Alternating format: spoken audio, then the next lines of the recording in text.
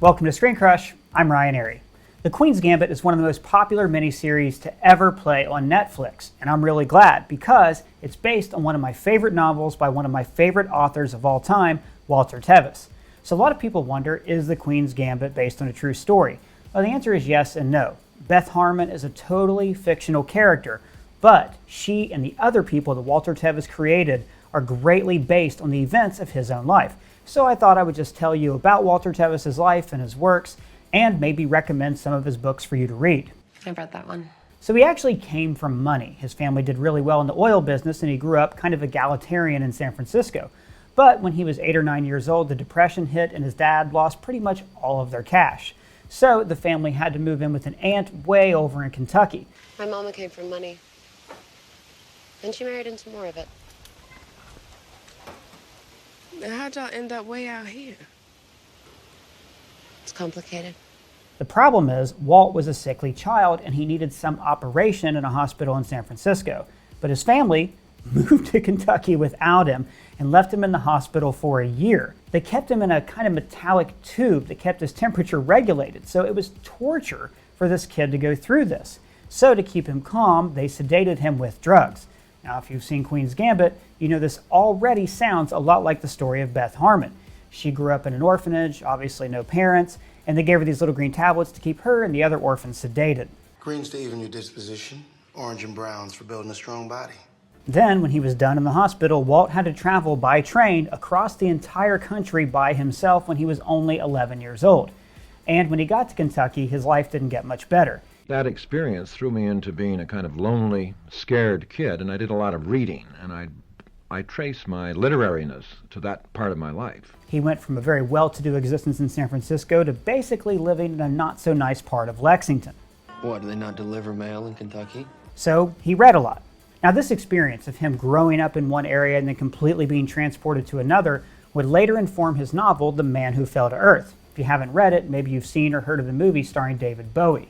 Now, in that novel, I don't want to spoil too much, the main character is an alien, he's on Earth by himself, he's depressed, and he's very prone to drinking. I think maybe Mr. Newton has had enough, don't you? I think maybe he has. My novel, The Man Who Fell to Earth, is about falling into alcoholism. It was written at a time when this was beginning to happen to me. I wrote that novel back in 1961. You're going to see a common theme with that. All of Walter Tevis's protagonists have a few very things in common with the author himself. They're competitive. The one thing we know about Elizabeth Harmon is that she loves to win.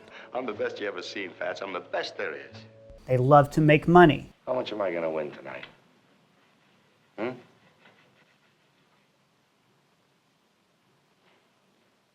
10 grand. I'm gonna win 10 grand in one night. They're prone to addiction. What happens to you when you drink? I see things. What things?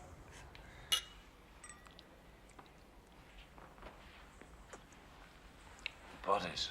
But most of all, they're brilliant. I may have just played the best chess player of my life.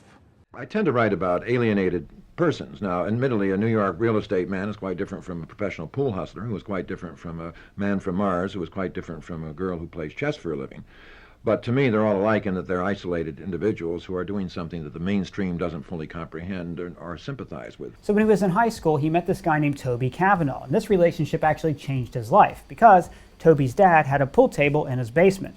It was a genuine man's pool table that his father had bought from the Lafayette Hotel.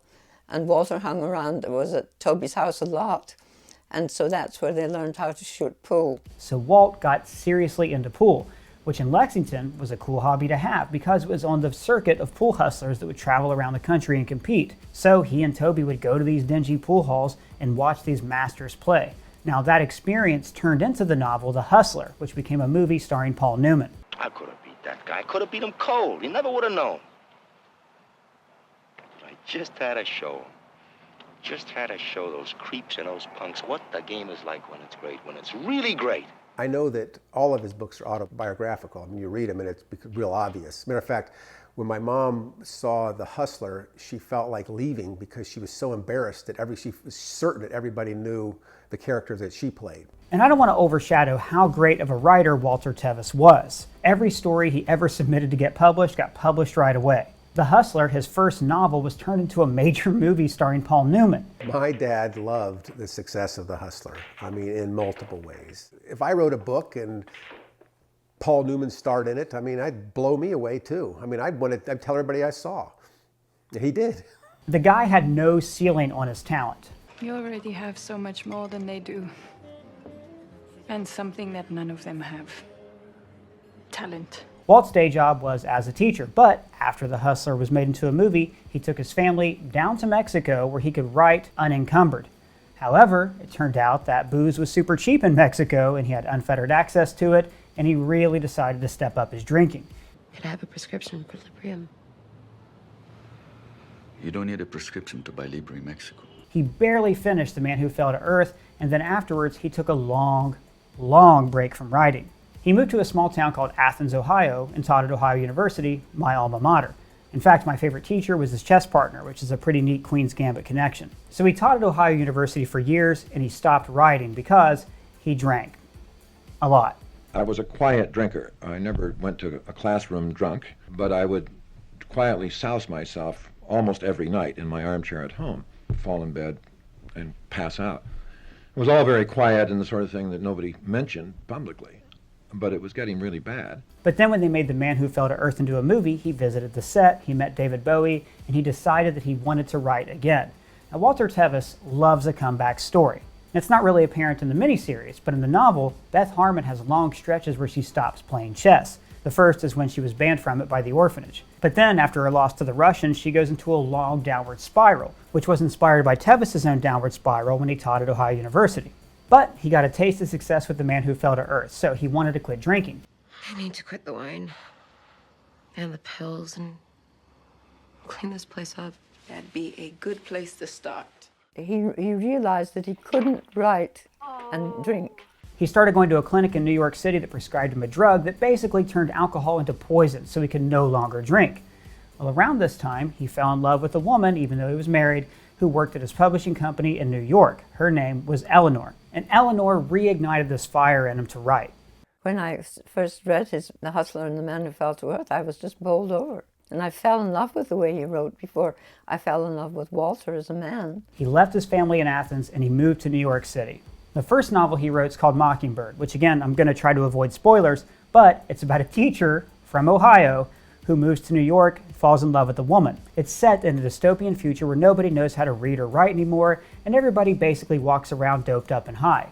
In other words, Walter Tevis wrote the best version of himself, this teacher, this intellect, this writer, who steps into a world of New York that's much like he was, where people don't write and they're in a haze addicted to various substances. I started a novel, Mockingbird it was called, which is a novel about sobering up. It may not appear to be that, but it's essentially that. It's a science fiction novel about the far future in which everyone is drugged all the time, and the main character stops taking drugs, learns how to read, and whose mind and soul begin to undergo changes because of this breath of wind blowing through his spirit. Mockingbird was a big success. He made $100 grand on the first sale.